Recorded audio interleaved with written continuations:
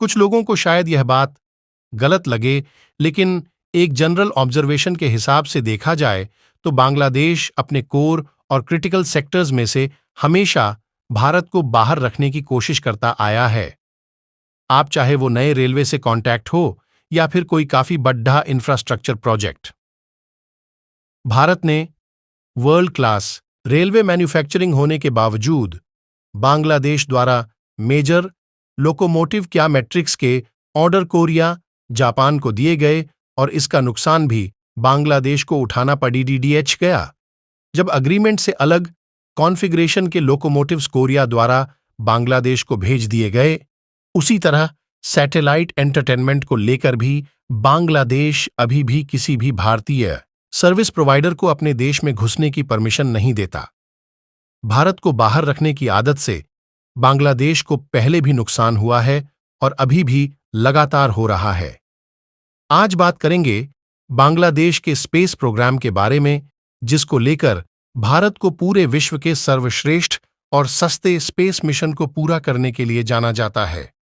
भारत न केवल अपनी खुद की सैटेलाइट मैन्युफैक्चर कर सकता है, बल्कि इन्हें लॉन्च करने की काबिलियत भी खुद से रखता है, और ये सब जानते हुए भी बांग्लादेश फ्रांस जैसे यूरोपियन देशों पर अपने स्पेस मिशंस को लेकर डिपेंडेंसी बनाए हुए हैं, ये जानते हुए कि ऐसे स्पेस मिशंस और मैन्युफैक्चरिंग भारत लगभग आधी कीमत में पूरा कर सकता है। खैर, इसी का एक काफी बड़ा नुकसान बांग्लादेश को फिलहाल हो रहा है। आपको याद होगा कि 2018 में बांग्लादेश ने अपने खुद के पहले सैटेलाइट बांगर मधुवन को स्पेसएक्स द्वारा लॉन्च किया था, और कमाल की बात यह है कि 300 किलोग्राम के सैटेलाइट को फ्रांस की कंपनी लीनियर स्पेस ने मैन्युफैक्चर किया था। अब ऐसा नहीं है कि बांग्लादेश ने अपने सैटेलाइट के लिए भारत से बात नहीं की थी। जब यह सैटेलाइट को लॉन्च किया गया था, तब भारत की इस रोग इस 300 किलोग्राम की सैटेलाइट को लॉन्च करने में सक्षम नहीं थी। हालांकि उस टाइम इस बांग्लादेश के लिए इतना बड़ा सैटेलाइट मैन्युफैक्चर जरूर कर सकती थी। वन एक जियोस्टेशनरी कम्युनिकेशन और ब्रॉडकास्टिंग सैटेलाइट है, जिसे भारत पूरी तरह से मैन्युफैक्चर करने में उस समय सक्षम था। पर किन्हीं रीजन की वजह से सैटेलाइट का प्रोडक्शन फ्रांस को दे दिया गया।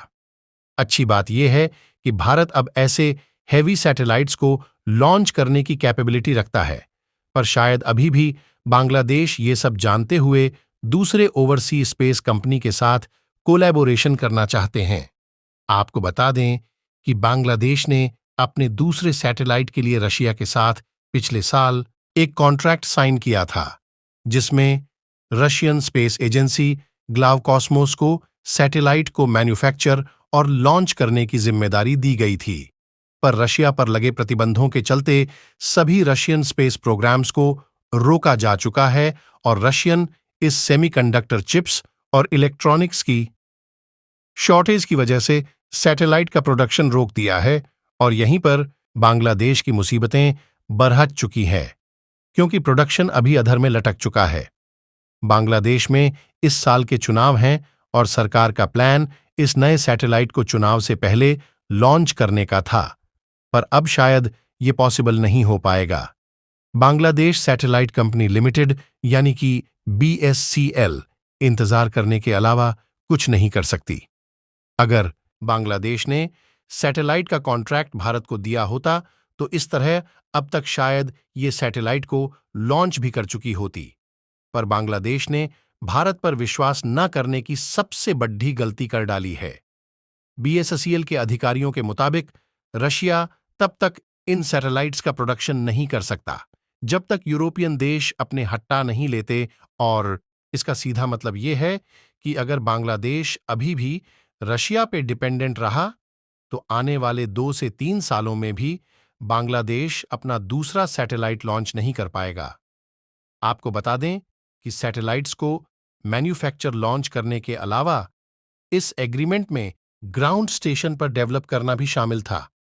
बांग्लादेश फिलहाल दूसरे देशों के सैटेलाइट के एक बड़े लेवल पर इस्तेमाल करता है, लेकिन अब अपनी मेजर जरूरतों को अपने खुद के सैटेलाइट से पूरा करने का प्लान बांग्लादेश बना रहे हैं। यही वजह है कि आने वाले सालों में बांग्लादेश को अपने खुद के कई सैटेलाइट की जरूरत पड़ी हैगी। कमाल की बात यह है कि बांग्लादेश अभी भी इसरो की बजाय यूएस और यूरोपियन देशों की स्पेस एजेंसी को अपने नए सैटेलाइट के लिए कंसिडर कर रहा है और शायद अभी भी भारत का नाम इस लिस्ट में दूर दूर तक शामिल नहीं है। हाल ही में भारत ने वन विभाग के 36 सैटेलाइट्स को लॉन्च किया था, जो ओरिजिनली रसिया को करना था, पर शायद बांग्लादेश अपने नए सैटेलाइट के लिए टिपी 700 तक भारत पर खर्च नहीं करना चाहता। भारत के एल्बम 3 जियोस्टेशनरी ऑन ऑर्बिट तक 4000 किलोग्राम पेलोड ले जाने में सक्षम है और बांग्लादेश के इस नए सैटेलाइट के लिए सही है। ये जानते हुए कि इस नए रॉकेट का अभी तक 0 फेलियर रेट रहा है, भारत को ना चुन के बांग्लादेश पहले भी कई बार गलती कर चुका है और शायद आगे भी करने वाला है। अगर इस कंटेंट से थोड़ी बहुत भी नई जानकारी आपको मिल पाई है तो कमेंट सेक्शन में बताना, कमेंट करक सब्सक्राइब कर लीजिए ताकि हम जल्द ही 1000 सब्सक्राइबर्स को पूरा कर सके। लाइक बटन दबाकर दोस्तों के साथ शेयर कीजिए। याद रखिए, ज्ञान बांटने से बढ़ता है। वीडियो आखिरी सेकंड तक बने रहने के लिए आपका बहुत बहुत शुक्रिया।